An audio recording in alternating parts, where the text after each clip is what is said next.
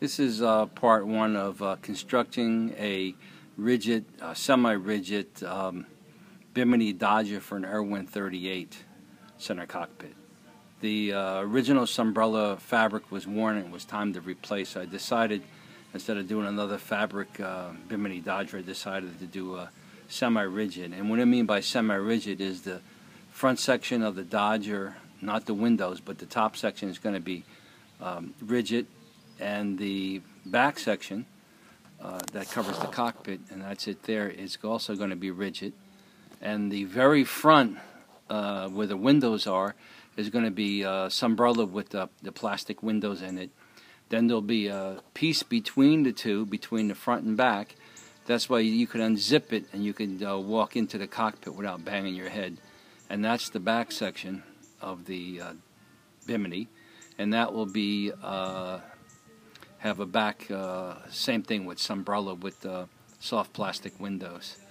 I used the existing stainless steel framework as my former to form the shape I wanted, and what you're looking at right there is wiggle board, 1/8 inch wiggle board, and wiggle board is bendable plywood. The grain goes only in one direction, so it's very easy to bend. And I used stainless steel wire ties. I guess you can use zip ties also, but I drilled through the plywood and wire tied it on the bottom side to pull it down to form the shape that I wanted. And you can see there's the shape. And then once I glassed the top section, I cut the ties off and then flipped it over and glassed the bottom section. I just finished gel coating. I'll get a close-up of that. I just finished gel coating that just a few minutes ago.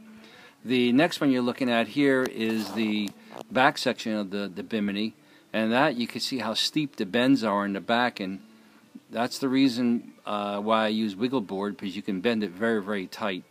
And that's the case of that. What I did was I used wire ties in the front section of it, and the back section I have a boom gallows, so I had to make a mock-up, and that's it right there, of the boom gallows, and that was my former strong back, as you want to call it.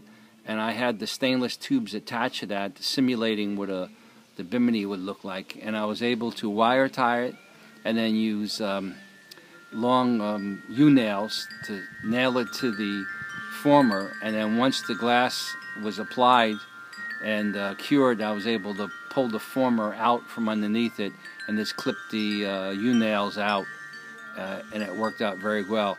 That's 2 10-ounce layers of fiberglass cloth, polyester resin. That will get flipped over, and the bottom side will be the same thing, 2 10-ounce layers of fiberglass with polyester resin. I'm going to bring in for a close-up, and I just finished gel coating this a few minutes ago, and that's the finished product right here.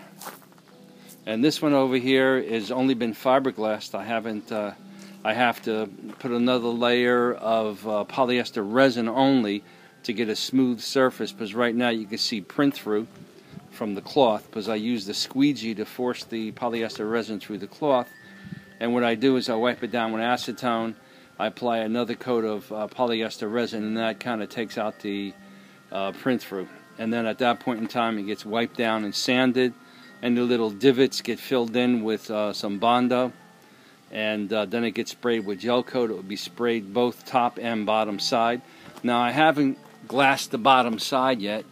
Let me see if I can get under here. See, that's still plywood, and that will be, there's a better shot of it right there.